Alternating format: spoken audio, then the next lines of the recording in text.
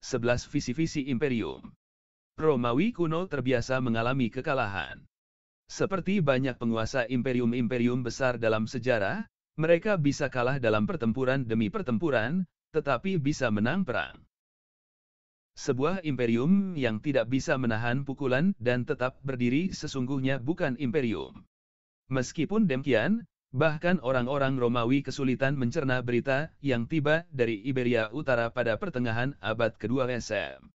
Sebuah kota pegunungan kecil yang tak signifikan bernama Numantia, yang dihuni oleh bangsa pribumi Celtic di semenanjung itu, berani menanggalkan gandar Romawi. Roma, pada masa itu, tak terbantahkan sebagai penguasa seluruh lembah Mediterania, menumpas Imperium Makedonia dan Seleucid, menundukkan kota-kota megah Yunani, dan meluluhlantahkan Karthage menjadi puing-puing. Orang-orang Numantia tak memiliki apa-apa kecuali cinta mereka yang gigih pada kemerdekaan dan tanah airnya yang tidak nyaman. Meskipun demikian, mereka memaksa legiun demi legiun menyerah atau mundur teratur sebagai pecundang. Akhirnya, pada 134 SM, kesabaran Romawi habis. Senat memutuskan untuk mengirim Scipio Aemilianus, jenderal paling terkemuka di Roma dan orang yang telah meratakan Carthage, untuk menangani orang-orang Numantia. Dia diberi pasukan besar berkekuatan lebih dari 30.000 tentara. Scipio, yang menghormati semangat tempur dan keterampilan perang orang-orang Numantia, tak mau menyia-nyiakan tentaranya untuk pertempuran yang tak perlu. Namun, dia mengepung Numantia dengan garis benteng, memblokade kontak kota itu dengan dunia luar. Kelaparan membantu siasatnya. Setelah lebih dari setahun, pasokan makanan habis. Ketika orang-orang Numantia menyadari semua harapan sirna, mereka membakar habis kota mereka. Menurut riwayat Romawi, sebagian besar dari mereka bunuh diri agar tidak menjadi budak orang Roma. Numantia belakangan menjadi lambang kemerdekaan dan keberanian Spanyol. Miguel de Cervantes, pengarang Don Quixote, menulis sebuah naskah tragedi berjudul The Siege of Numantia yang diakhiri dengan kisah penghancuran kota itu, tetapi juga dengan sebuah visi kejayaan masa depan Spanyol. Para penyair menulis lagu-lagu pujian atas kegigihan para pembela, dan para pelukis menciptakan mahakarya lukisan pengepungan itu di atas kanvas. Pada 1882, puing-puingnya dideklarasikan sebagai monumen nasional, dan menjadi situs ziarah bagi para patriot Spanyol. Pada 1950-an dan 1960-an, buku komik paling populer di Spanyol bukanlah Superman dan Spiderman, mereka mengisahkan petualangan El Jabato, seorang pahlawan imajiner Iberia kuno yang perang melawan para penindas dari Roma. Orang-orang Numantia kuno bagi Spanyol masa kini adalah puncak heroisme dan patriotisme, menyediakan keteladanan bagi kaum muda negara itu. Meskipun demikian, para patriot Spanyol memuji orang-orang Numantia dalam bahasa Spanyol, bahasa Roman yang merupakan keturunan dari Latinnya Scipio. Orang Numantia berbicara bahasa Celtic yang kini sudah mati. Cervantes menulis The Siege of Numantia dalam naskah Latin, dan drama itu mengikuti model-model artistik Yunani Romawi, Graeco-Roman. Numantia tidak punya teater. Para patriot Spanyol yang mengagumi heroisme Numantia juga cenderung pengikut loyal Gereja Katolik Roma. Jangan lewatkan kata terakhirnya, gereja yang pemimpinnya masih duduk di Roma, dan yang Tuhannya lebih menyukai dipuja dalam bahasa Latin. Demikian pula, hukum Spanyol modern lebih berasal dari hukum Romawi. Politik Spanyol dibangun di atas fondasi-fondasi Romawi, dan makanan, serta arsitektur Spanyol berutang jauh lebih besar pada warisan Romawi ketimbang pada warisan Celtic Iberia. Benar-benar tak ada yang tersisa dari reruntuhan Numantia. Bahkan, kisahnya sampai kepada kita hanya berkat tulisan-tulisan para sejarawan Romawi. Kisah itu dikemas untuk sesuai dengan selera halayak Romawi yang sangat menikmati kisah-kisah kaum barbar pencinta kebebasan. Kemenangan Roma atas Numantia begitu sempurna, sehingga para pemenang mengkooptasi memori bangsa yang dihancurkannya. Ia bukan jenis cerita kita. Kita suka melihat penantang menang. Namun, tidak ada keadilan dalam sejarah. Sebagian besar budaya masa lalu cepat atau lambat jatuh dimangsa oleh angkatan perang imperium yang tak kenal belas kasih, yang mengirim mereka menuju kemusnahan. Imperium-imperium juga pada akhirnya jatuh, tetapi mereka cenderung meninggalkan warisan yang kaya dan awet. Hampir semua orang pada abad ke-21 adalah keturunan dari salah satu imperium. Apa itu imperium? Imperium adalah sebuah tatanan politik dengan dua karakteristik penting. Pertama, memiliki kualifikasi untuk sebutan yang Anda pakai untuk berkuasa atas sejumlah signifikan masyarakat yang berbeda-beda, masing-masing memiliki identitas kultural yang berbeda dan satu wilayah yang terpisah. Berapa banyak masyarakat tepatnya? 2 atau 3 tidak cukup. 20 atau 30 sudah banyak. Ambang batas imperium kira-kira di antara itu. Kedua, imperium dicirikan oleh perbatasan-perbatasan fleksibel dan gairah yang secara potensial tidak terbatas. Mereka bisa mencaplok dan menelan lebih banyak bangsa dan teritori tanpa mengubah struktur dasar atau identitasnya. Negara Inggris kini memiliki perbatasan-perbatasan yang cukup jelas yang tak bisa dilampaui tanpa mengubah struktur dan identitas fundamental negara. Seabad lalu, hampir setiap tempat di muka bumi bisa menjadi bagian dari Imperium Inggris. Keragaman kultural dan fleksibilitas teritorial memberi imperium tidak hanya karakter uniknya, tetapi juga peran sentralnya dalam sejarah. Berkat kedua karakteristik inilah imperium berhasil menyatukan kelompok-kelompok etnis dan zona-zona ekologis yang beragam di bawah satu payung politik tunggal sehingga menyatukan segmen-segmen yang semakin besar dan semakin besar dari spesies manusia di planet bumi. Harus ditegaskan bahwa sebuah imperium didefinisikan semata-mata oleh keragaman kultural dan perbatasan-perbatasan fleksibelnya, ketimbang oleh asal-usul, bentuk pemerintahan, luas teritorial, atau ukuran populasinya. Sebuah imperium tidak harus muncul dari penaklukan militer. Imperium Athena mulai hidup sebagai sebuah liga sukarela, dan Imperium Habsburg lahir dalam ikatan perkawinan, yang dikokohkan dengan rangkaian aliansi-aliansi perkawinan yang cerdik. Tidak pula imperium harus dikuasai oleh seorang kaisar otokratik. Imperium Inggris, imperium terbesar dalam sejarah, diperintah dengan sebuah demokrasi.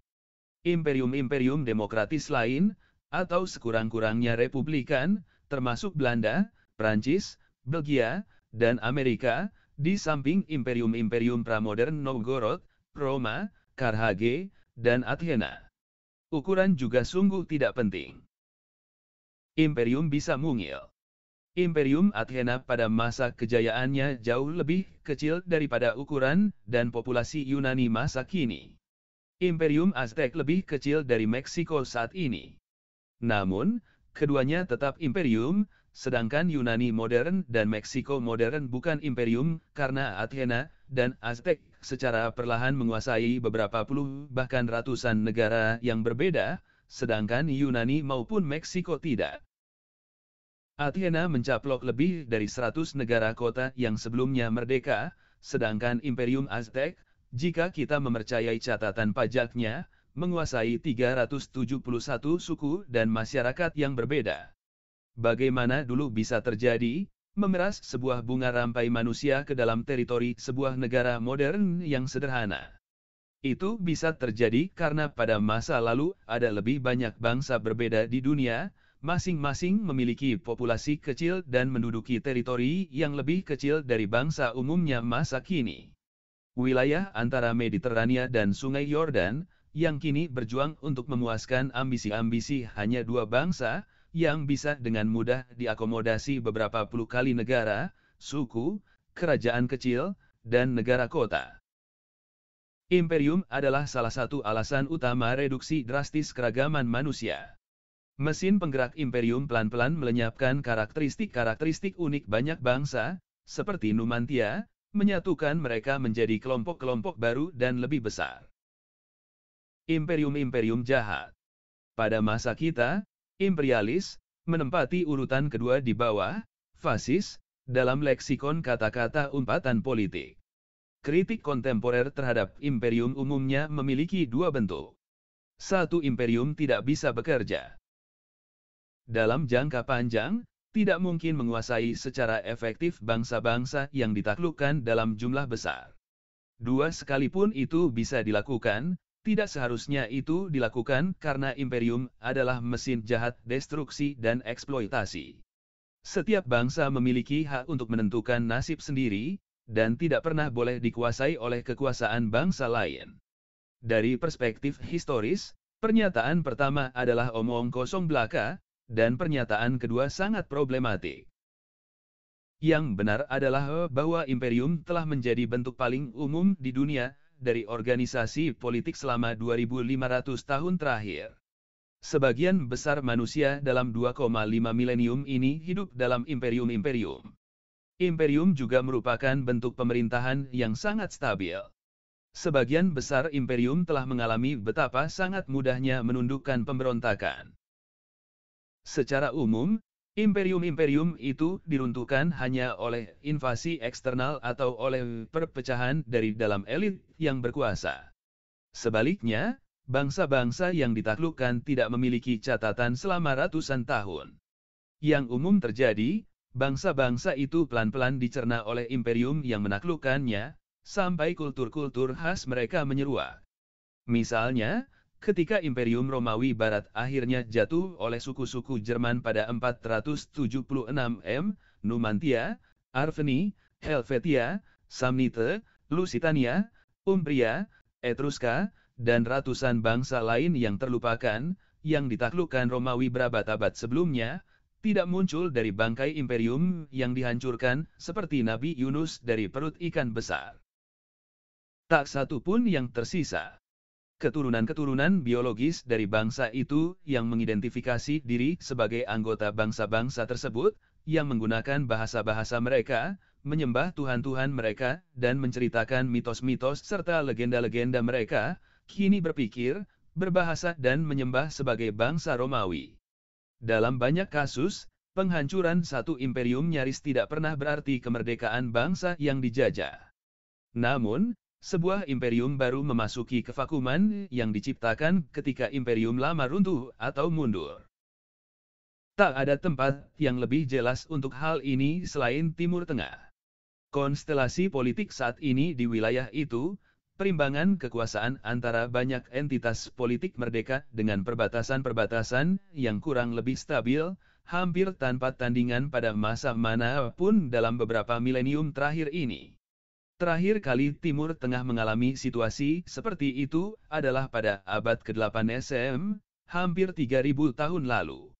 Dari kebangkitan Imperium Neo-Assyria pada abad ke-8 SM sampai runtuhnya Imperium Inggris dan Prancis pada pertengahan abad ke-20 M, Timur Tengah lepas dari kekuasaan satu imperium ke imperium lain, seperti sebuah tongkat dalam lomba lari estafet. Dan, pada masa ketika Inggris dan Prancis akhirnya melepaskan tongkat itu, bangsa Aramea, Ammonit, Phoenisia, Filistin, Moabit, Edomit, dan bangsa-bangsa lain yang ditaklukkan Assyria telah lama hilang. Benar bahwa Yahudi, Armenia, dan Georgia masa kini mengklaim dengan ukuran keadilan tertentu bahwa mereka adalah keturunan bangsa Timur Tengah kuno. Namun, ini hanyalah pengecualian-pengecualian yang membuktikan rumus tersebut, dan bahkan klaim-klaim ini agak dilebih-lebihkan. Tak perlu dijelaskan bahwa praktik-praktik politik, ekonomi, dan sosial Yahudi modern, misalnya, memiliki utang jauh lebih besar kepada imperium-imperium yang menguasainya pada masa 2 milenium ketimbang pada tradisi-tradisi kerajaan kuno Yudea. Kalau saja Raja Daud, muncul dalam sinagog ultra-ortodoks Yerusalem masa kini, dia pasti benar-benar terperangah melihat bangsa Yahudi berpakaian ala Eropa Timur, berbahasa salah satu dialek Jerman, Yiddish, dan tiada henti bertengkar tentang makna teks Babilonia, Talmud. Dulu tidak ada sinagog, berjilid-jilid Talmud, bahkan gulungan-gulungan Taurat pada masa Yudea kuno. Membangun dan mempertahankan sebuah imperium biasanya membutuhkan pembantaian kejam populasi besar dan penindasan brutal terhadap siapapun yang tersisa. Panduan imperium standar mencakup perang, perbudakan, deportasi, dan genosida. Ketika Romawi menginvasi Skotlandia pada 83 M, mereka menemui perlawanan sengit dari suku-suku Kaledonia setempat, dan beraksi dengan menghamparkan sampah di atas negara itu. Sebagai balasan atas tawaran perdamaian Romawi, Panglima Chalgacus menyebut orang-orang Romawi, kaum bajingan dunia, dan mengatakan, pencurian, pembantaian, dan perampokan mereka gunakan sebagai alas bagi nama imperium. Mereka menciptakan gurun dan menyebut itu perdamaian. Akan tetapi, ini tidak berarti bahwa imperium tidak meninggalkan apapun yang bermakna dalam kemunculannya. Menghitamkan semua imperium dan mengingkari semua warisan imperium sama saja dengan menolak sebagian besar budaya manusia. Elit-elit imperium menggunakan keuntungan dari penaklukan untuk mendanai tidak hanya angkatan perang dan benteng, tapi juga filosofi, seni, keadilan, dan amal. Tak bisa dimungkiri bahwa satu bagian signifikan dari prestasi-prestasi kultural kemanusiaan sesungguhnya ada berkat eksploitasi terhadap populasi-populasi yang ditaklukkan itu. Keuntungan-keuntungan dan kemakmuran yang dibawa imperialisme Romawi memberi Cicero, Seneca, dan Santo Augustin kelonggaran dan bekal yang dibutuhkan untuk berpikir dan menulis. Taj Mahal tidak dibangun tanpa kekayaan yang diakumulasi oleh eksploitasi Mughal atas India sebagai jajahan, dan keuntungan-keuntungan Imperium Habsburg dari penguasaan atas Slavia, Hungaria, dan provinsi-provinsi berbahasa Rumania dipakai untuk membayar gaji Haydn dan komisi Mozart. Tidak ada satu pun penulis Kaledonia yang mengabadikan pidato Chalgacus untuk anak cucu. Kita tahu itu berkat sejarawan Romawi Tacitus. Malah, Tacituslah yang membuatnya. Sebagian besar ahli kini sepakat bahwa Tacitus tidak hanya menciptakan pidato itu, tetapi juga menciptakan karakter Chalgacus, sang panglima Kaledonia, untuk menjadi corong bagi apa yang dia dan kalangan atas Romawi lainnya pikirkan tentang negara mereka sendiri. Demi kebaikanmu sendiri. Imperium pertama yang kita dapatkan informasinya secara definitif adalah Imperium Arcadia Sargon yang agung, 2250 SM. Sargon memulai karier sebagai Raja Kis, sebuah negara kota kecil di Mesopotamia.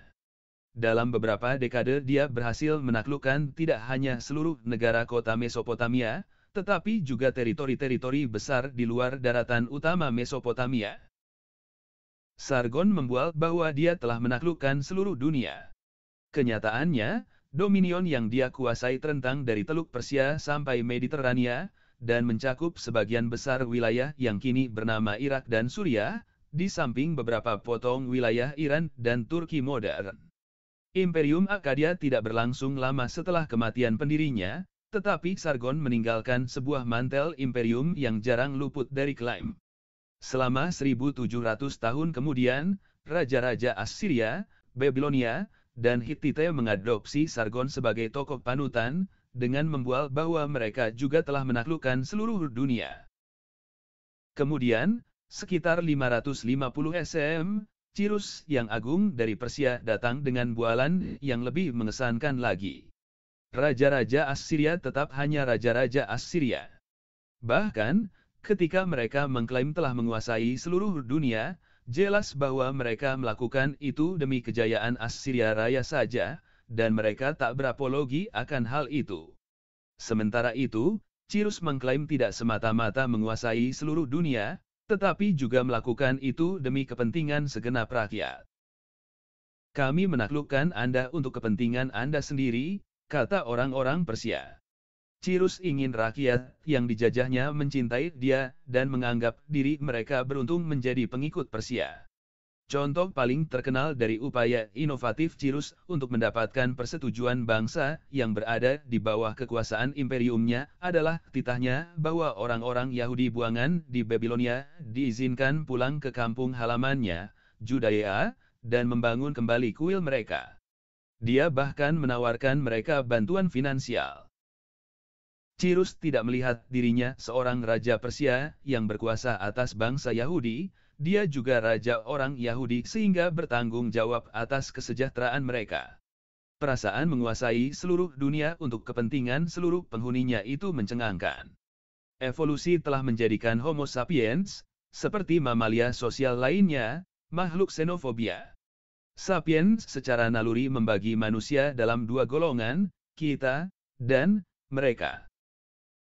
Kita adalah orang-orang seperti Anda dan saya, yang bahasa, agama, dan kebiasaannya sama. Kita semua bertanggung jawab atas sesama, tetapi tidak bertanggung jawab atas mereka.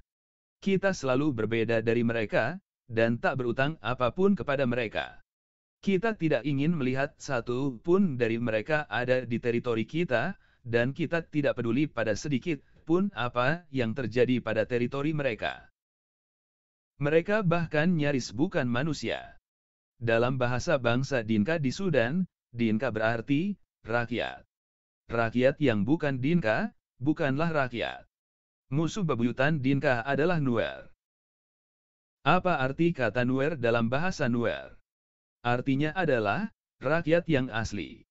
Ribuan kilometer dari gurun Sudan, di tanah es yang membeku di Alaska dan bagian timur Laut Siberia, hidup bangsa Yupik. Apa arti Yupik dalam bahasa Yupik? Artinya, rakyat yang sejati. Bertolak belakang dengan keeksklusifan etnis ini, ideologi imperium dari Cirrus dan sesudahnya cenderung menjadi inklusif dan meliputi semua.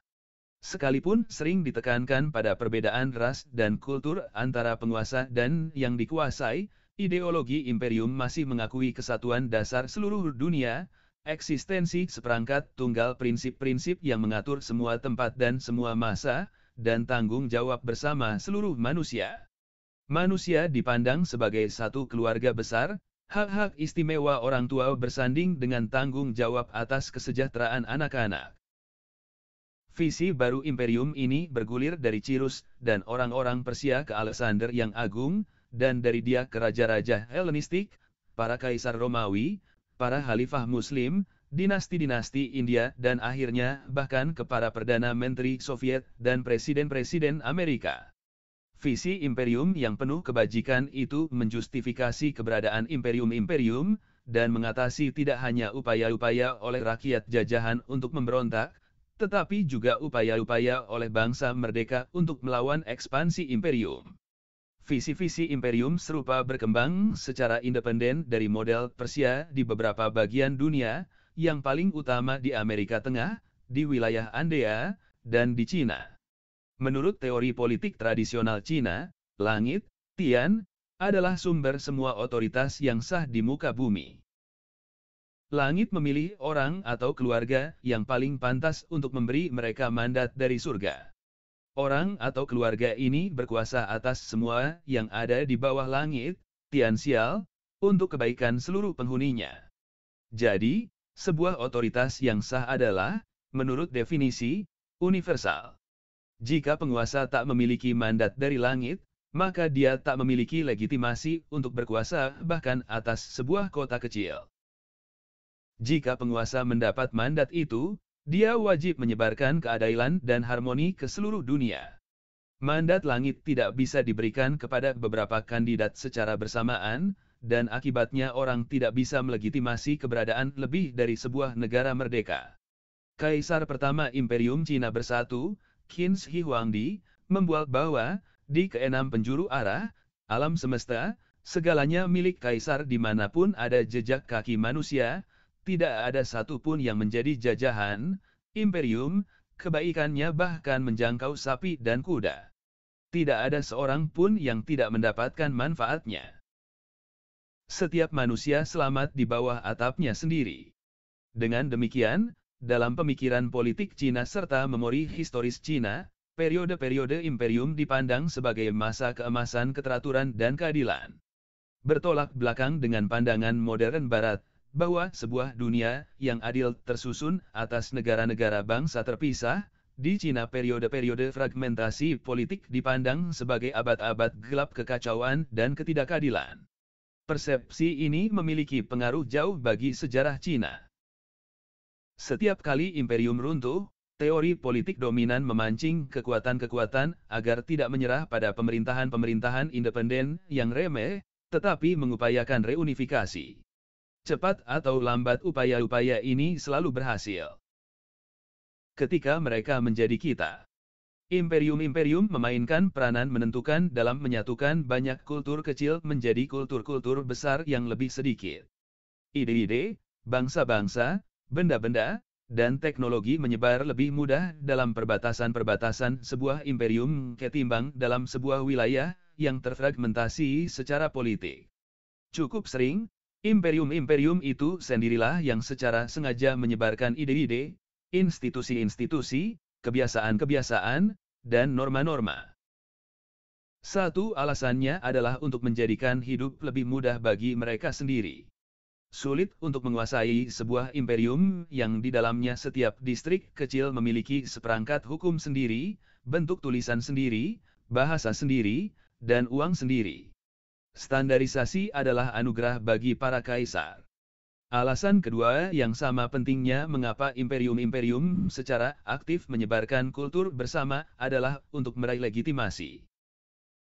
Sekurang-kurangnya sejak masa-masa Cyrus dan Qin Shi Huangdi, imperium-imperium menjustifikasi tindakan-tindakan mereka, entah itu pembangunan jalan atau pertumpahan darah, sebagai sesuatu yang perlu untuk menyebarkan sebuah kultur superior, yang dari sana pihak yang ditaklukkan mendapatkan manfaat, bahkan lebih besar daripada penakluknya.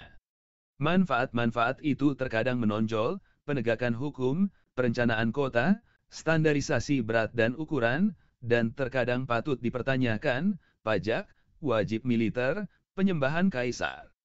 Namun, sebagian besar elit imperium meyakini dengan sepenuh hati bahwa mereka bekerja demi kesejahteraan umum seluruh penghuni imperium. Kelas penguasa Cina memperlakukan negara-negara tetangga dan jajahan-jajahan asing sebagai barbar merana, yang kepada mereka imperium harus membawa manfaat dari budaya. Mandat dari langit dianugerahkan kepada kaisar tidak dalam rangka mengeksploitasi dunia, tetapi dalam rangka mendidik kemanusiaan. Orang Romawi juga menjustifikasi dominion mereka dengan mengatakan bahwa mereka menganugerahi kaum barbar dengan perdamaian, keadilan, dan perbaikan. Orang-orang liar Jerman dan orang-orang Gaul yang terkurung hidup dalam kemelaratan dan kebodohan sampai orang-orang Romawi menjinakkan mereka dengan hukum, membersihkan mereka dalam rumah pemandian umum, dan memperbaiki mereka dengan filosofi. Imperium Maurya pada abad ketiga SM menetapkan misinya untuk mendiseminasi ajaran-ajaran Buddha ke dunia yang bodoh. Para khalifah muslim menerima mandat ilahi untuk menyebarkan wahyu Nabi, secara damai jika memungkinkan, tetapi dengan pedang jika diperlukan. Imperium Spanyol dan Portugis memproklamasikan bahwa bukan kekayaan yang mereka cari di Hindia dan Amerika, melainkan pembimbingan kepada agama yang benar. Matahari tidak pernah terbenam dalam misi Inggris untuk menyebarkan Injil kembar liberalisme dan perdagangan bebas. Soviet merasa tergugah untuk mengabdi demi memfasilitasi pawai historis yang tak terelakkan dari kapitalisme menuju kediktatoran utopia proletar. Banyak orang Amerika sekarang memandang bahwa pemerintahan mereka memiliki kewajiban moral untuk membawakan kepada negara-negara dunia ketiga manfaat demokrasi dan hak asasi manusia, sekalipun jika kebaikan-kebaikan ini dihadirkan dengan rudal-rudal jelajah dan pesawat-pesawat tempur F-16. Ide-ide yang disebarkan imperium jarang merupakan kreasi eksklusif elit penguasa. Karena visi imperium cenderung universal dan inklusif, maka relatif mudah bagi para elit imperium untuk mengadopsi ide-ide, norma-norma, dan tradisi-tradisi dari manapun yang mereka temukan, ketimbang patuh secara fanatik pada satu tradisi tunggal yang sempit. Sekalipun sebagian kaisar berusaha memurnikan kultur mereka dan kembali kepada apa yang mereka pandang sebagai akarnya, pada bagian terbesarnya, imperium menurunkan peradaban-peradaban hibrida yang menyerap banyak dari bangsa jajahannya. Kultur Imperium Romawi hampir sepadan ke Yunanian dan Keromawiannya. Kultur Imperium Abbasiyah adalah sebagian Persia, sebagian Yunani, sebagian Arab. Kultur Imperium Mongolia adalah tiruan Cina. Dalam Imperium Amerika Serikat, seorang presiden berdarah kenyah bisa mengunyah pizza sambil menonton film favoritnya, sebuah film epos Inggris tentang pemberontakan Arab melawan Turki. Bukan percampuran kultural ini yang membuat proses asimilasi kultural lebih mudah bagi yang ditaklukkan. Peradaban imperium bisa dengan mudah menyerap banyak kontribusi dari berbagai bangsa yang ditaklukkan, tetapi hasil hibrida masih asing bagi mayoritas besar imperium. Proses asimilasi sering menyakitkan dan traumatik. Tidak mudah untuk melepaskan tradisi lokal yang dikenal dan dicintai, sebagaimana sulit dan beratnya memahami dan mengadopsi sebuah kultur baru. Lebih buruk lagi, bahkan ketika bangsa jajahan berhasil mengadopsi kultur imperium, itu butuh waktu beberapa dekade, kalau bukan berabad-abad, sampai elit imperium menerimanya sebagai bagian dari kita. Generasi-generasi antara penaklukan dan penerimaan ditinggalkan kedinginan. Mereka sudah kehilangan kultur lokal yang dicintai, tetapi mereka belum dibolehkan untuk mengambil bagian yang sama dari dunia imperium. Sebaliknya, kultur adopsi mereka terus memandang mereka sebagai barbar. Bayangkanlah seorang Iberia yang berkualitas baik hidup seabad setelah jatuhnya Numantia.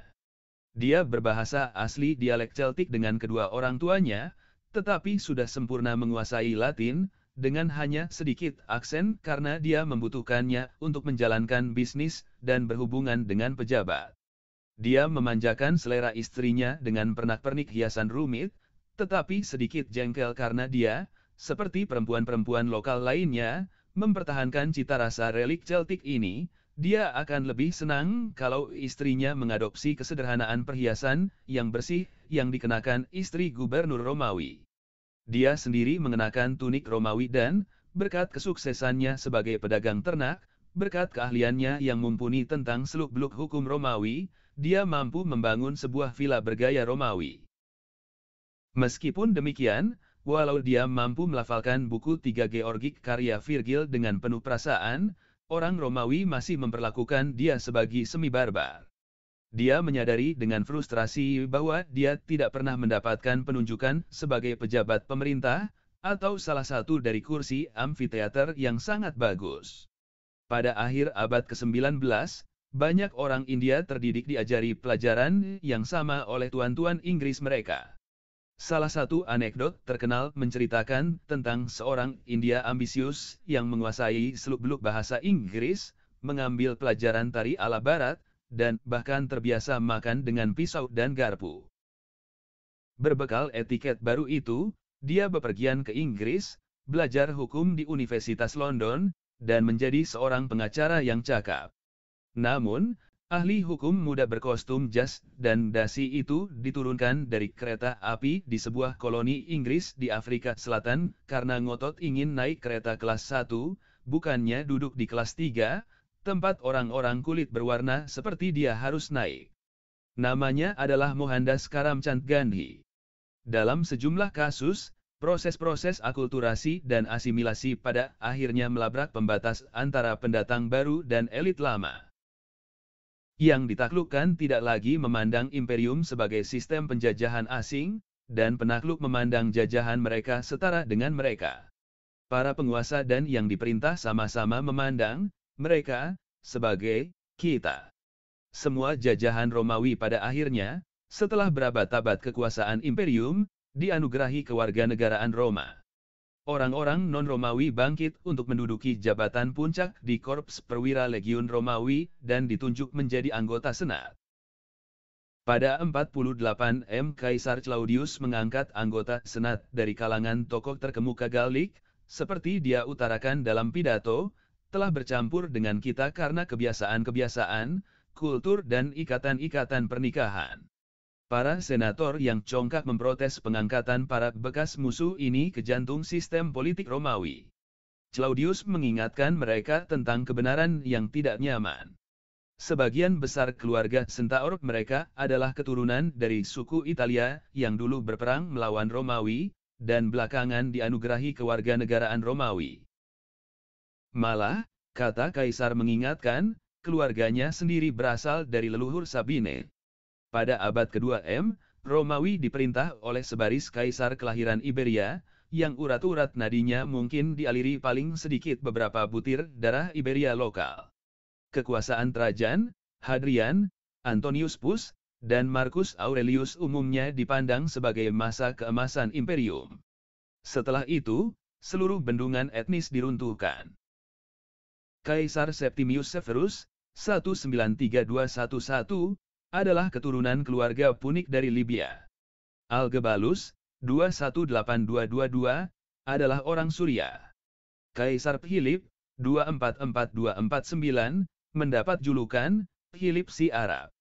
Para warga baru imperium mengadopsi kultur imperium Romawi dengan sesemangat itu sehingga selama berabad-abad dan bahkan beberapa milenium setelah runtuhnya imperium, mereka terus menggunakan bahasa imperium, meyakini Tuhan Kristen yang diadopsi oleh imperium dari salah satu provinsi Levantine, dan hidup dengan hukum imperium. Proses serupa terjadi di Imperium Arab. Ketika didirikan pada pertengahan abad ke-7 M, imperium itu didasarkan pada sebuah pemisahan tegas antara elit Arab Muslim dan bangsa-bangsa terjajah Mesir, Suriah, Iran, dan Berber, yang bukan Arab dan bukan pula Muslim. Banyak jajahan imperium berangsur-angsur mengadopsi keyakinan Muslim, bahasa Arab, dan sebuah kultur imperium hibrida. Elit Arab lama memandang kaum kaya baru ini dengan permusuhan mendalam, takut kehilangan status dan identitasnya yang unik. Para pemeluk baru yang frustrasi itu menuntut pembagian yang setara dalam imperium dan dalam dunia Islam. Pada akhirnya, mereka pun ikut. Orang-orang Mesir, Suriah, dan Mesopotamia semakin dipandang sebagai Arab. Bangsa Arab, pada gilirannya, entah itu Arab autentik dari Arabia atau cetakan baru Arab dari Mesir dan Suriah, semakin didominasi oleh Muslim non-Arab, terutama oleh orang Iran, Turki, dan Berber. Sukses besar proyek Imperium Arab adalah budaya imperium yang diciptakannya diadopsi dengan sepenuh hati oleh banyak bangsa non-Arab, yang terus menjunjung tingginya, mengembangkannya, dan menyebarkannya, bahkan setelah imperium asalnya runtuh, dan bangsa Arab sebagai satu kelompok etnis kehilangan dominion. Di Cina, sukses proyek imperium malah lebih tuntas. Selama lebih dari 2000 tahun, satu percampuran kelompok-kelompok etnik dan kultural yang pertama-tama disebut barbar sukses terintegrasi ke dalam kultur imperium Cina dan menjadi Cina Han, diambil dari nama Imperium Han yang menguasai Cina dari 206 SM sampai 220 M. Pencapaian puncak dari Imperium Cina adalah bahwa ia masih hidup dan memikat, walaupun sulit untuk menyebutnya sebagai imperium kecuali di wilayah-wilayah terpencilnya, Tibet dan Xinjiang. Lebih dari 90% populasi Cina memandang diri mereka, dan dipandang oleh orang lain, sebagai Han. Kita bisa memahami proses dekolonisasi beberapa dekade terakhir ini dengan cara yang serupa.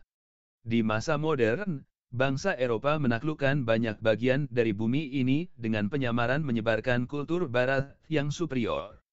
Mereka juga begitu berhasil sehingga miliaran orang pelan-pelan mengadopsi bagian-bagian signifikan dari budaya itu. Orang India, Afrika, Arab, Cina, dan Maori belajar bahasa Prancis, Inggris dan Spanyol. Mereka mulai meyakini hak asasi manusia dan prinsip penentuan nasib sendiri, dan mereka mengadopsi ideologi-ideologi Barat seperti liberalisme, kapitalisme, komunisme, feminisme, dan nasionalisme. Pada abad ke-20, kelompok-kelompok lokal yang telah mengadopsi nilai-nilai Barat mengklaim kesetaraan dengan para penakluk mereka dari Eropa atas nama nilai-nilai ini. Banyak perjuangan anti-kolonial dilancarkan di bawah bendera penentuan nasib sendiri, sosialisme, dan hak asasi manusia, yang semua itu adalah warisan Barat.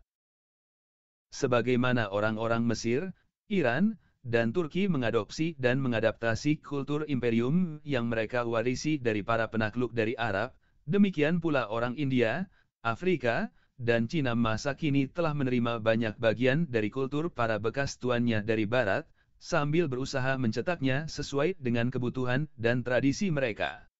Orang baik dan orang jahat dalam sejarah.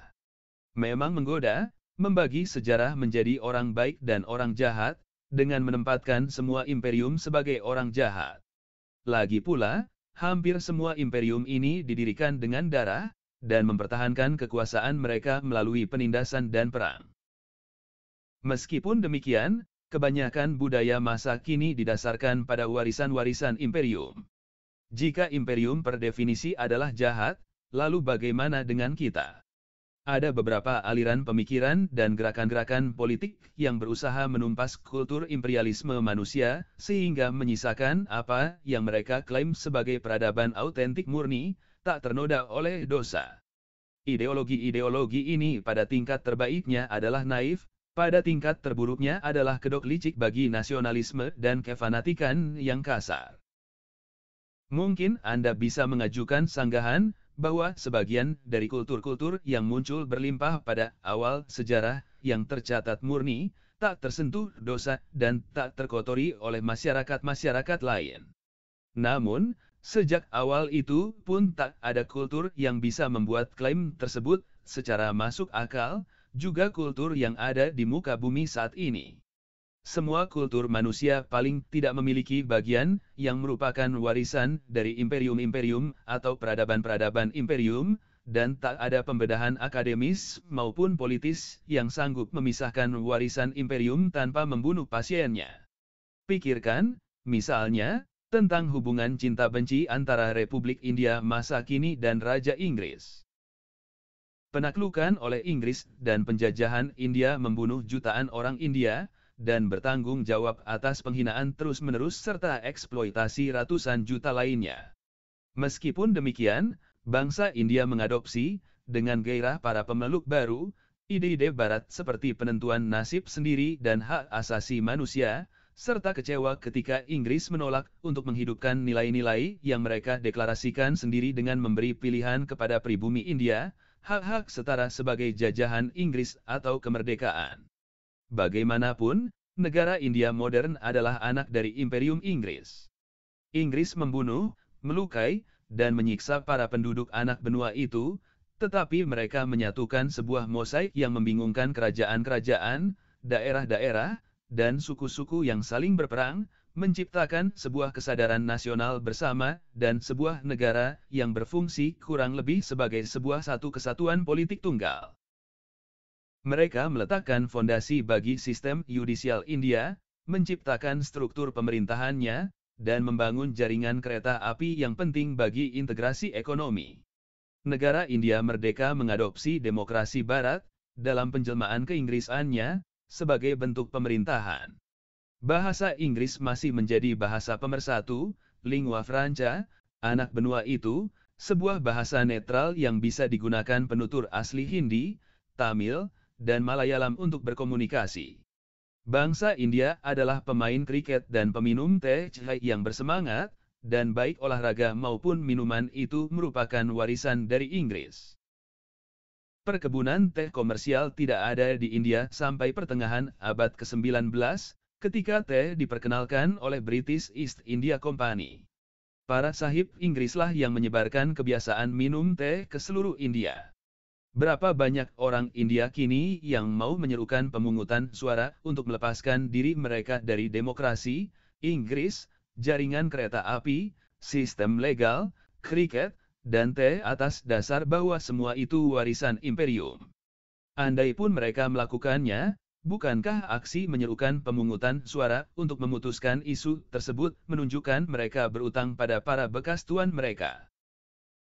Andai pun kita menolak sepenuhnya warisan sebuah imperium brutal dengan harapan merekonstruksi dan melindungi kultur-kultur autentik yang mendahuluinya, dalam sebuah probabilitas yang akan kita belah tak lebih dari warisan satu imperium yang lebih tua dan tak kurang brutalnya. Mereka yang membenci mutilasi kultur India oleh Raja Inggris tak terelakkan menguduskan warisan-warisan imperium Mughal dan penaklukan Kesultanan Delhi. Dan, siapapun yang berusaha menyelamatkan kultur India autentik dari pengaruh-pengaruh asing yang dibawa Imperium Muslim ini menguduskan warisan Imperium Gupta, Imperium Kushan, dan Imperium Maurya.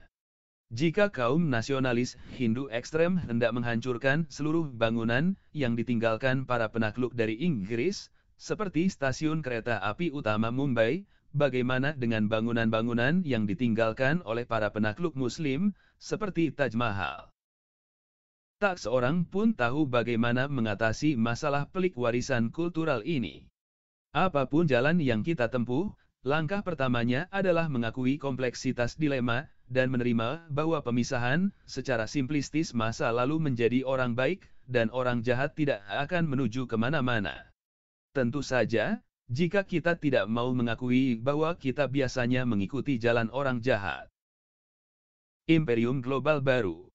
Sejak sekitar 200 cm, sebagian besar manusia hidup dalam imperium-imperium.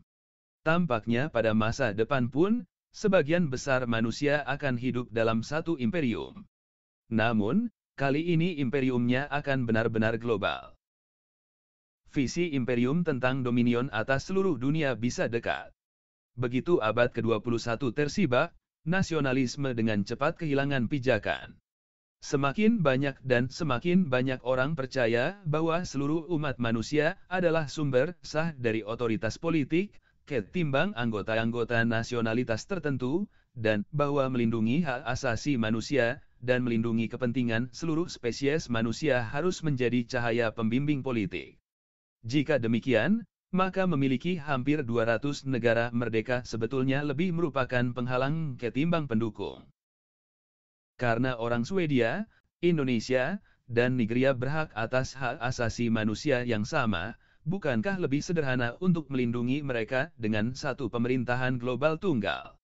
Munculnya problem-problem global yang esensial, seperti mencairnya gunung-gunung es, menggerogoti apapun legitimasi yang tersisa pada negara-negara bangsa merdeka. Tak ada negara berdaulat yang akan sanggup mengatasi pemanasan global sendirian. Mandat Cina dari langit diberikan oleh langit untuk mengatasi masalah umat manusia. Mandat modern langit akan diberikan oleh umat manusia untuk mengatasi masalah langit, seperti lubang lapisan ozon dan akumulasi gas rumah kaca. Warna imperium global mungkin akan hijau.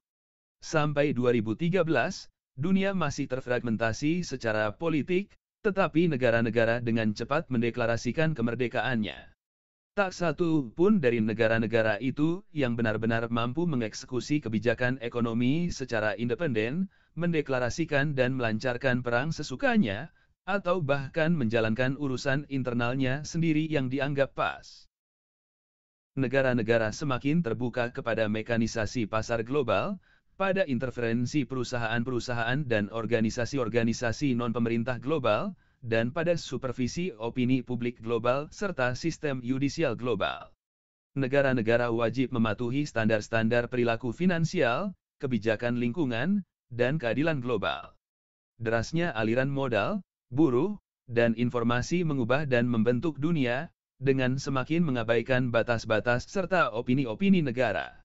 Imperium global yang sedang disatukan di depan mata kita tidak diatur oleh satu negara atau kelompok etnis tertentu manapun.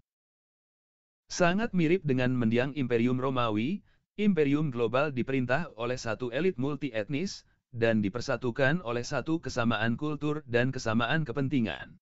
Di seluruh dunia, semakin banyak pebisnis, insinyur, ahli, sarjana, pengacara, manajer terpanggil untuk bergabung dalam imperium itu.